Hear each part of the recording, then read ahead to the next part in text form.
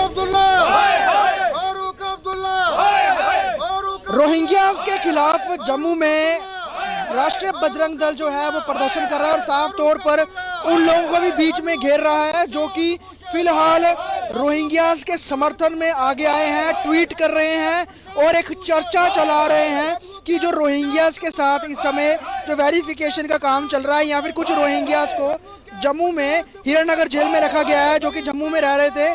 कईयों के पास डॉक्यूमेंट नहीं थे प्रॉपर और फेक डॉक्यूमेंट के साथ वो रह रहे थे। उन रोहिंग्यास पर पुलिस की एडमिनिस्ट्रेशन की कार्रवाई हुई है और जो हमारे देश के बुद्धिजीवी हैं वो इसी को लेकर वो रोहिंग्यास के समर्थन में बात कर रहे थे और ये कह रहे हैं कि यूनाइटेड नेशन ने उन्हें यहाँ पे बसाया है, यूएन ह्यूमन राइट काउंसिल का उनके पास कार्ड है। तो साफ तौर पे क्यों जम्मू कश्मीर सरकार इतनी बर्बरता कर रही है रोहिंग्यास के खिलाफ और इसी का विरोध करते हुए राष्ट्रीय बजरंग दल जो है आज जम्मू में प्रदर्शन कर रही है, जिसमें मुख्यतः डॉक्टर फारूक अब्दुल्ला, प्रशांत भूषण, इन सबके खिलाफ जो है और जो लोग भी रोहिंग्यास का समर्थन ले रहे हैं उन सबके खिलाफ अपनी नाराजगी दिखाते हुए जम्मू में प्रदर्शन कर रहे हैं।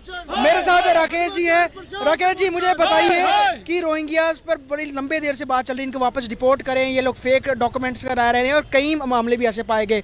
अब जब कुछ रोहिंग्यास को हीरानगर जेल में शिफ्ट किया गया है तो बहुत सारे लोग जो है उनके समर्थन में बातें कर रहे हैं। क्या लगता है ये कौन लोग हैं, उनके क्या मंशा हो सकती है? सबसे पहले मैं केंद्र सरकार का अभिनंदन करता हूं कि काफ़ी समय से जम्मू कश्मीर के लोगों की मांग थी कि इन रोहिंग्यों को बाहर निकाला जाए क्योंकि ये देश की सुरक्षा के लिए खतरा है। तो केंद्र सरकार हरकत में आई है और उन्होंने तुरंत इसके ऊपर कार्रवाई शुरू कर दी है, जो कार्रवाई अब जारी है। तो कुछ लोग अब इसके समर्थन में भी आना शुरू हो गए हैं, जिनमें खास तौर पर डॉक्टर फारूक अब्दुल्ला और एडवोकेट प्रशांत भूषण। प्रशांत भूषण पहले भी सुप्रीम कोर्ट पहुंचे थे जब पिछली बार ये कार्रवाई शुरू होने वाली थी और डॉक्टर फारूक अब्दुल्ला भी पहले आए थे इसके समर्थन में। तो मैं डॉक्टर फारूक अब्दुल्ला से सीधे सीधे एक बात पूछना चाहता हूं कि 1990 में जब कश्मीरी पंडितों को कश्मीर के अंदर से मारकर बाहर निकाला गया, बहू बेटियों की इज्जत लूटी गई, उनको मारा काटा गया, उनके प्रॉपर्टियों को लूटा गया, तब डॉक्टर फारूक अब्दुल्ला कहाँ थे? उनके प्रति उनकी सहानुभूति कहाँ गई थी? उन्होंने एक भी बयान जो है वो कश्मीरी पंडितों के फेवर में नहीं दिया। वो 3-4 बार सीएम रहे, इन कश्मीरी पंडितों के वोट से रहे। वो कैबिनेट में, सेंटर में कैबिनेट मंत्री रहे, इन कश्मीरी पंडितों के वोट से रहे। वो यहाँ पर सांसद रहे 2-3 बार, वो भी कश्मीरी पंडितों के वोट से रहे हैं। तो जवाब उनको कश्मीरी पंडितों को और जम्मू कश्मीर के लोगों को देना है, तो उनको ये जवाब देना चाहिए। ये रोहिंग्यों से प्रेम उनका किस प्रकार का प्रेम है? जो लोग देश की सुरक्षा के लिए खतरा है, आज वो उनके साथ खड़े नजर आ रहे हैं और वो राजनीति जो है वो जम्मू कश्मीर में कर रहे हैं। ये किस प्रकार की राजनीति है? वो कश्मीर के वोट बैंक को साधने की जो कोशिश कर रहे हैं ना, वो जम्मू कश्मीर के लोग भली भांति समझते हैं कि वो वहाँ उनके साथ समर्थन करके वो वहाँ के मुस्लिम वोट को साधने की कोशिश कर रहे हैं। ये सभी को मालूम है। तो ये ऐसा नहीं चलेगा।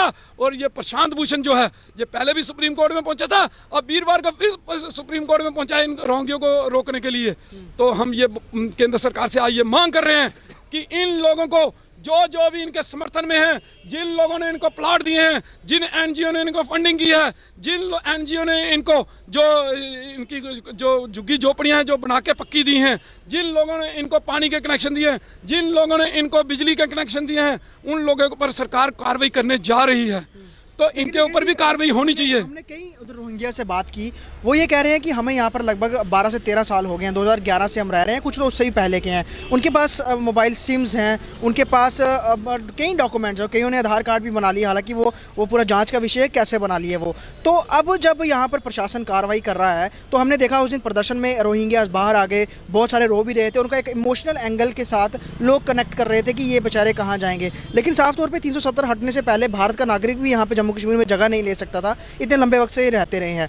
अब जब जाने का, इनको वापस डिपोर्ट करने का बात है और साफ तौर पे जो डाटा एनालाइज किया जा रहा है, डाटा इकट्ठा किया जा रहा है, वो इनको आगे डिपोर्ट करने के प्रोसेस में काम आएगा।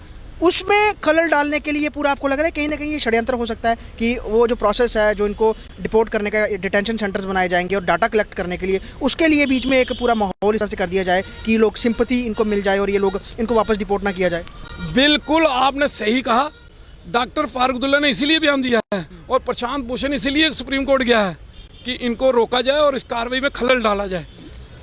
अगर डॉक्टर फारूक अब्दुल्ला बयान देते हैं तो उनको पता है कि कश्मीर के लोग जो हैं वो इनके समर्थन में आ जाएंगे, वो धरने प्रदर्शन कर शुरू कर देंगे।